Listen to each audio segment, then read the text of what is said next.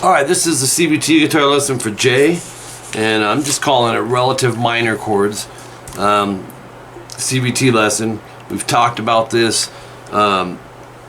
Something you wanted to know, and it's good to know, man. You don't have to go into deep theory to get this concept. You do need to know the 12 notes, how they work. So I'm just going to give you the basic idea of those things, and your scales. So I went ahead and made sure you've got all your scales going as well. Okay, and then we're going to have, for every major chord, so say you got a rhythm in G major, okay, and you're soloing in G major, you can also go to the relative minor. For every major chord you have a relative to it. If it's related, then we're just calling it the same. And they really are, they're just a mix-up of the notes, okay? A G major starts on a G major note and you play it, you know, where an E minor is the relative minor to G major, starts on an E. But all of the notes that make up that G major are in the E minor, just in a different order. So your phrasing's different when you start playing a guitar solo. Okay, I just went ahead and standard tuning, you know, tone's not really an issue here, right? So the 12 notes in music, you have 7 naturals, that's the white keys on a piano, and you have 5 sharps. There's also flats, we're just gonna call out the sharps.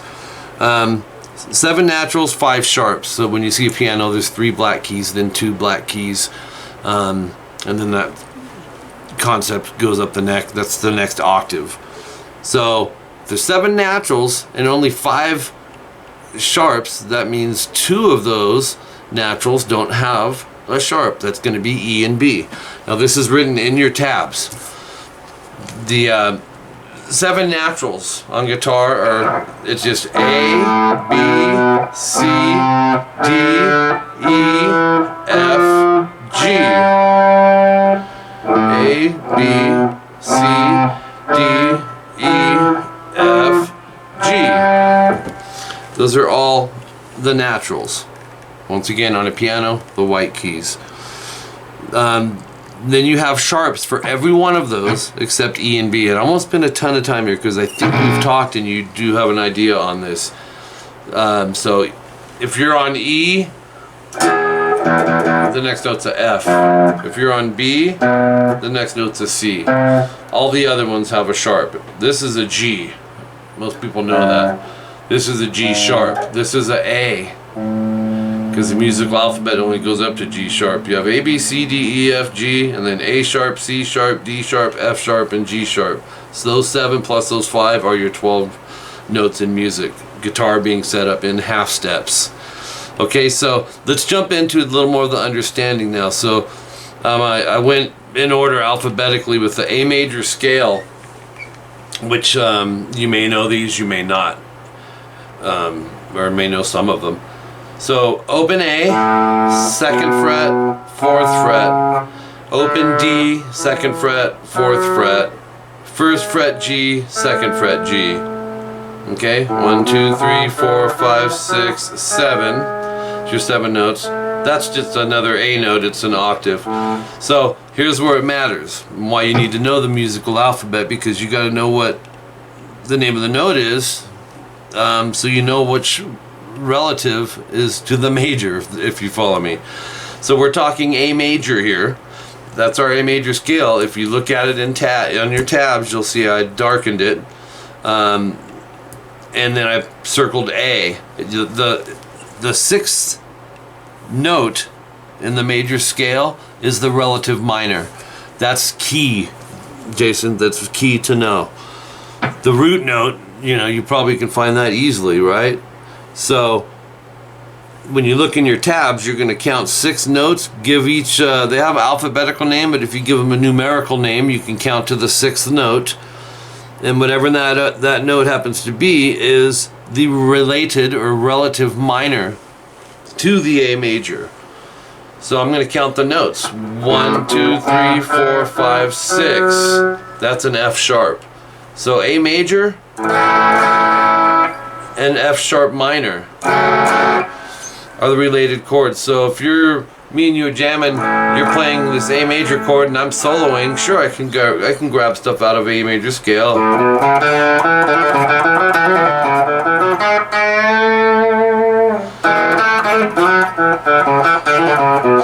I can also put my mind into the F sharp minor key, and I can go to the pentatonics even, you know, and go.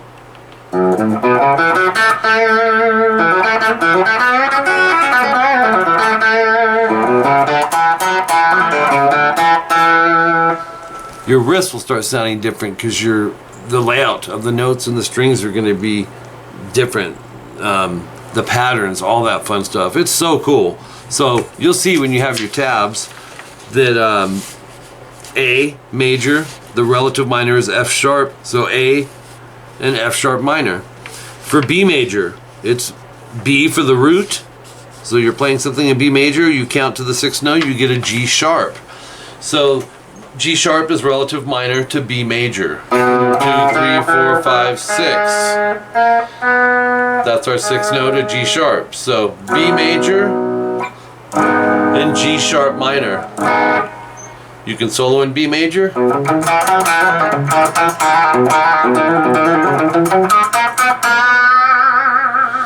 You can solo in G sharp minor.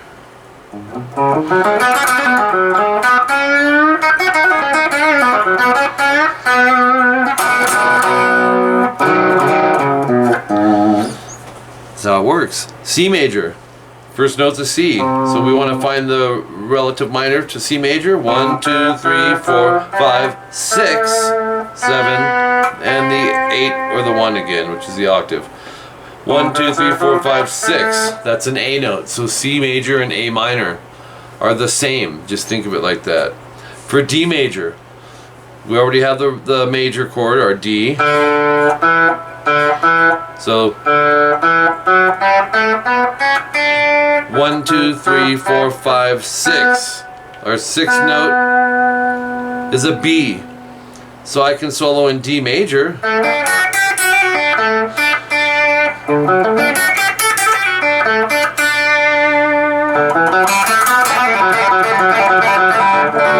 Or I can solo in B minor.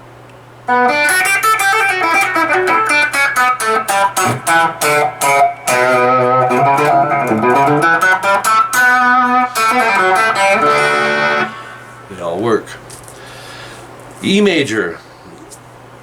We have E. There's our major. We need our 6th note. 1, 2, 3, 4, 5, 6. It's a C sharp.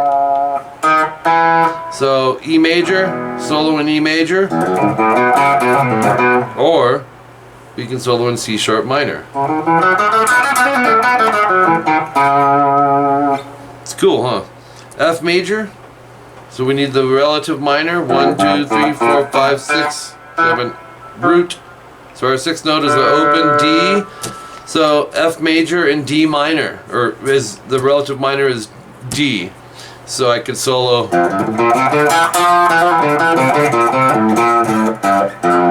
can solo in D minor.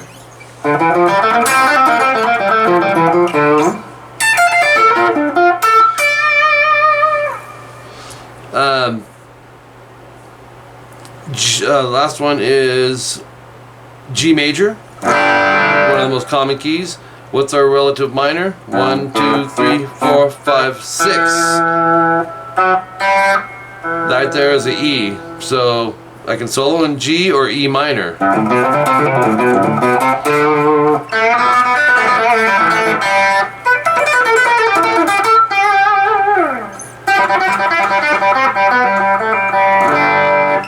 Back and forth, right?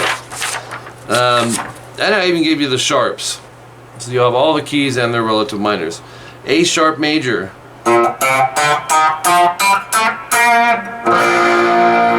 So there's A sharp major.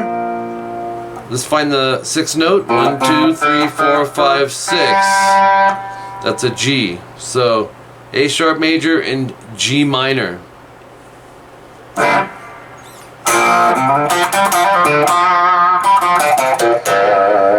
Just blended those two right there. So C sharp, which is here.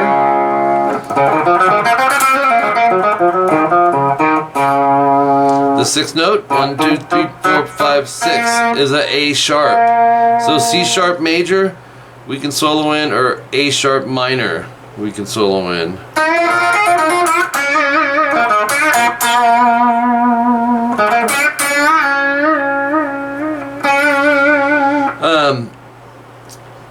D sharp, right here. Here's the scale. 1, 2, 3, 4, 5, 6. Root in the 6 is a C. So I can solo in D sharp major and C minor.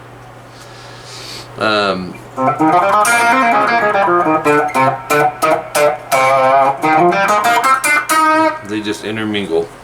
F sharp major and 1 and the 6 is a D sharp.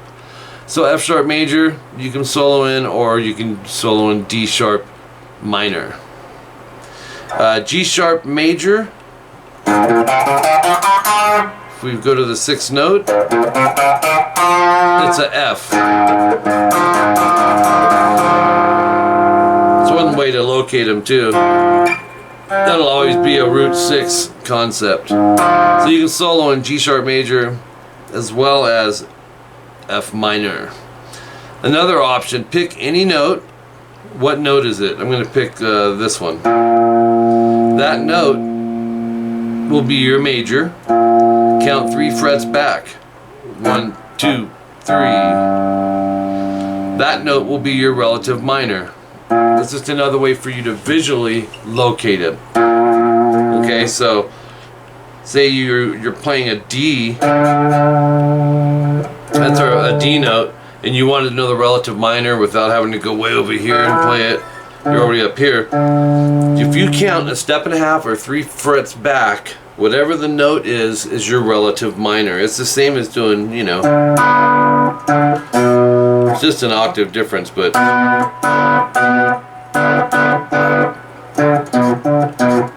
so another example. Okay, the A. No, let's use the E. Fret 7 on the A string. I want to know what the relative minor is, so I'm going to count 3 frets back. 1, 2, 3. What is that? That's a C sharp. So E major and C sharp minor.